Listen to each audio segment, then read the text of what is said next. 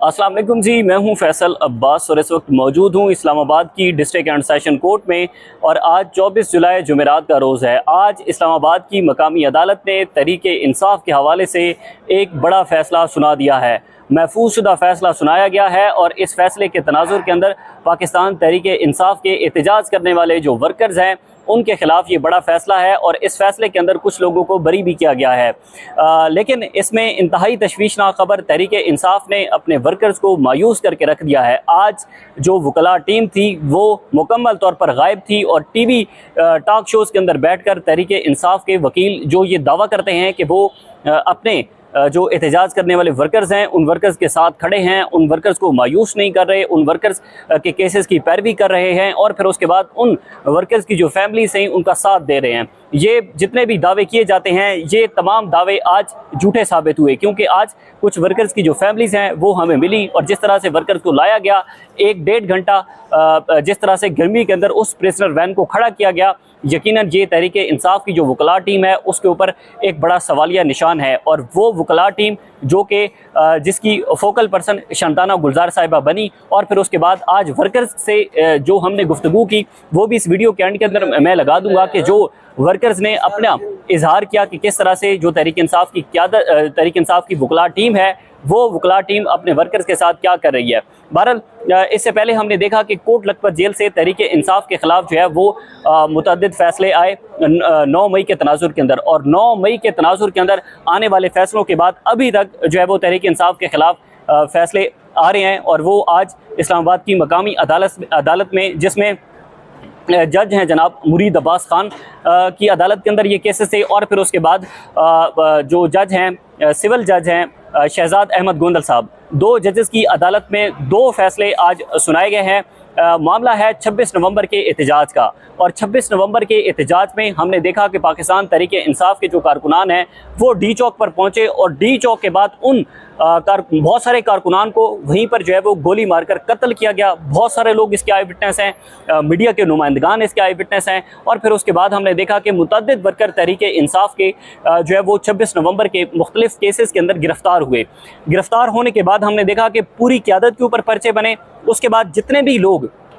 तकरीबन 800 से ज़ायद लोग 26 नवंबर के तनाजुर के अंदर, 26 नवंबर का जो एहतजाज हुआ उस तनाजुर के अंदर तहरीक इंसाफ के लोगों पर मुकदमात बने, मुख्तलिफ इस्लामाबाद के थानों के अंदर जो है वो FIRs दर्ज हुई। और फिर उसके बाद हमने देखा कि एक नया सिलसिला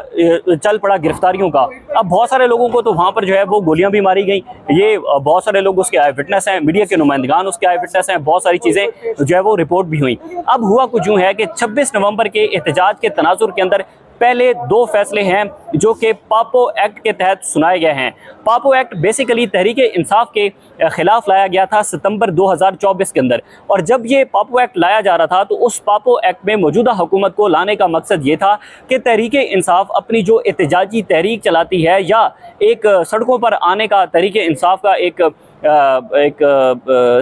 उनकी सियासी स्ट्रेटजी है, तो इस स्ट्रेटजी को क्रश करने के लिए और इस पापो एक्ट के तहत तहरीके इंसाफ के वर्कर को क्रश करने के लिए, उनके ऊपर मुकदमात बनाने के लिए और उनको सजाएं सुनाने के लिए और उनको जेलों में रखने के लिए पापो एक्ट लाया गया, जो कि मौजूदा हुकूमत ने लाया।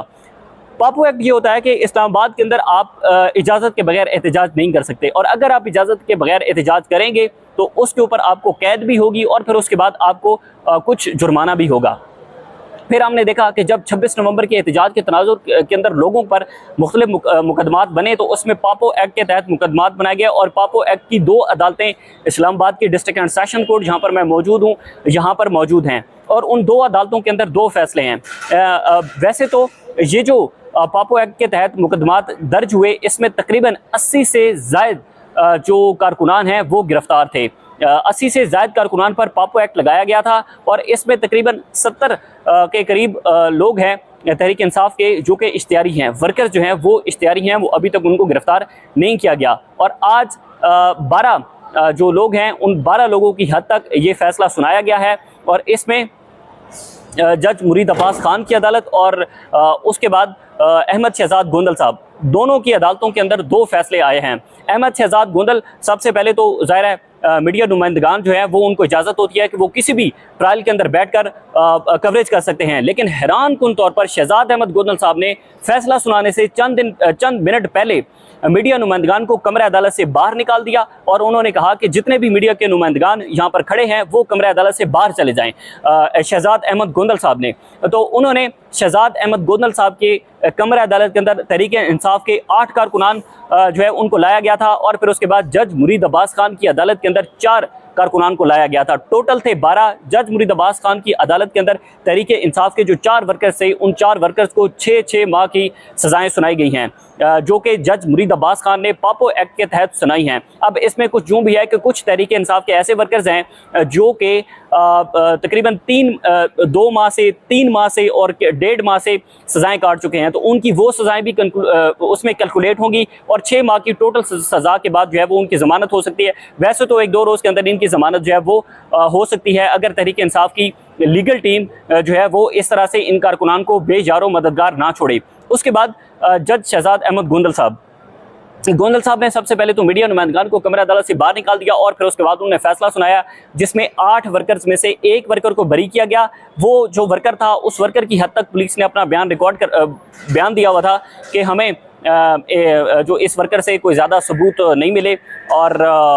कोई ज़्यादा हमने जो तफ्तीश की है उसमें ये कोई ज़्यादा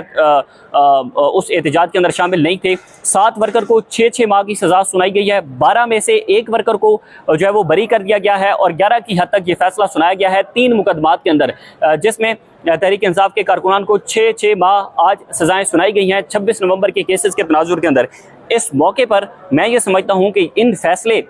आने का एक मकसद ये भी है कि एक मैसेज दिया जाए, चूँकि अब तहरीक इंसाफ एक अपना एहतजाजी प्लान कर रही है, एहतजाजी स्ट्रेटजी कर रही है जो कि 5 अगस्त को मुतवक्के है कि वो पीक पर होगी, जिसका ऐलान अडियाला जेल से इमरान खान ने कर रखा है। तो उस तनाजुर के अंदर वर्कर को ये मैसेज देना है कि अगर आप एक मरतबा फिर इस्लामाबाद का रुख करते हैं, कहीं पर जो है वो एहतजाज होता है, वहाँ पर एहतजाज के अंदर शामिल होते हैं, तो आपके ऊपर पापो एक्ट लगेगा और फिर उसके बाद आपको इस तरह से पाकिस्तान की अदालतें सज़ाएं सुनाएंगी। और बड़ा हैरान कुन है जब इस्लामाबाद हाई कोर्ट के 2 रुकनी बेंच के सामने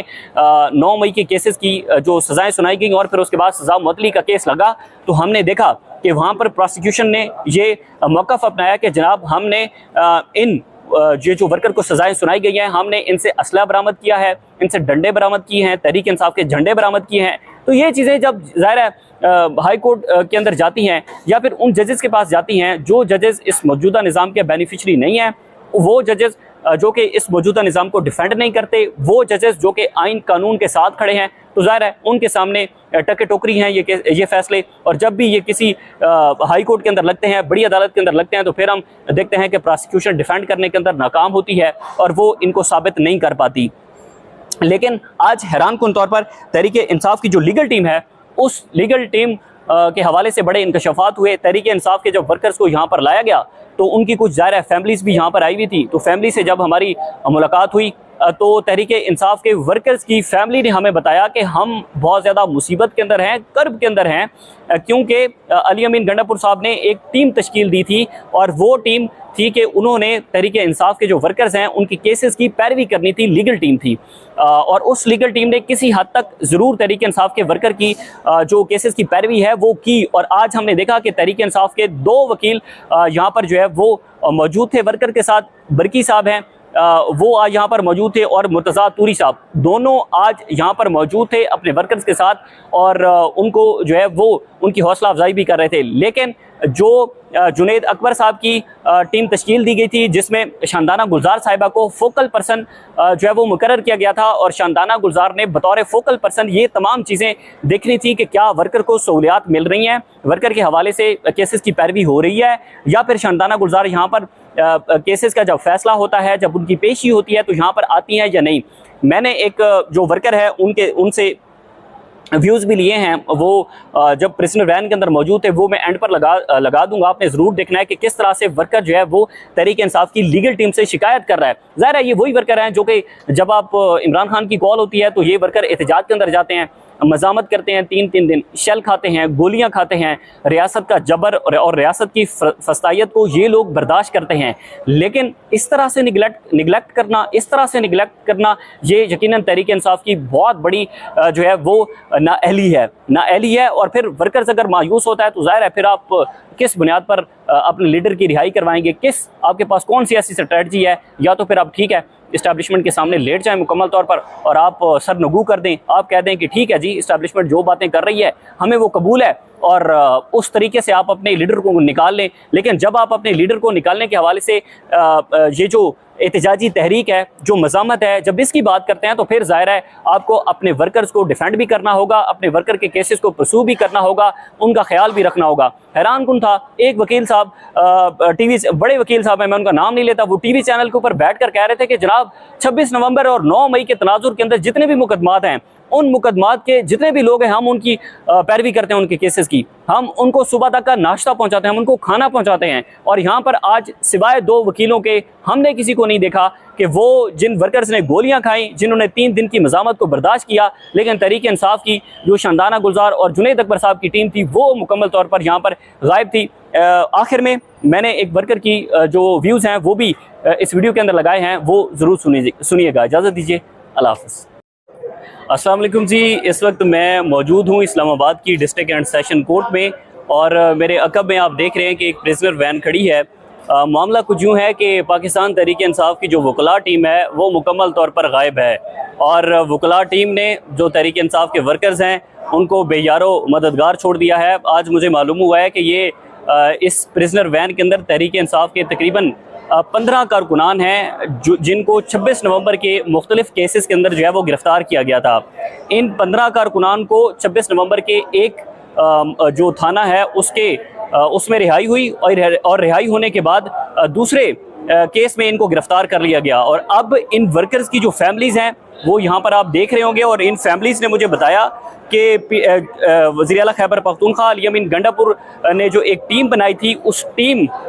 ने वकला की जो टीम थी उस टीम ने पैरवी करनी थी, इनके केसेस की, इनका ख्याल करना था। और फिर कुछ वकला हैं उनको हमने टीवी पर सुना, उन्होंने कहा कि हम इन वर्कर्स के लिए रोज़ाना खाना भेजते हैं, इन वर्कर्स का ख्याल किया जाता है, लेकिन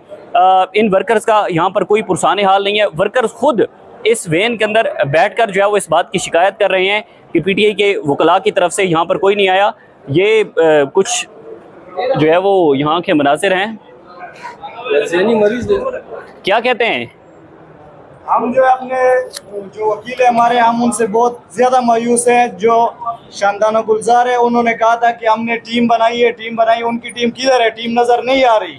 वर्कर जो है जो डेली पेशे पे आ रहे हैं उनको अदालतों के सामने से उठा रहे हैं। वकील किधर है? उन्होंने कहा है कि हमने टीम बनाई है, टीम उसकी किधर नज़र आ रही है? जब वर्करों की रिहाई हो जाती है, मचल के हो जाते हैं, जब उनकी रिहाई होती है तब वो आ जाती है अपना नाम, अपना क्रेडिट हासिल करने के लिए, तस्वीर और वीडियो बनाने के लिए शानदाना गुलजार सामने आ जाती है फ्रंट पे। जब जो है वर्कर गिरफ्तार हो रहे होते हैं वो जो है बैक पे चली जाती है। हम ये कहा कि इंसाफ है, हमें इंसाफ क्यों नहीं मिल रहा है? वर्कर के साथ हमेशा जुल्म क्यों होता है? ठीक है जी, रिमांड पे हैं, और वर्कर्स को आपने सुना होगा, उन्होंने कहा कि पीटीआई के जो वकला हैं और जो टीम बनाई गई थी उस टीम ने बेयारो मददगार छोड़ दिया है। बहरहाल ये सूरत हाल है।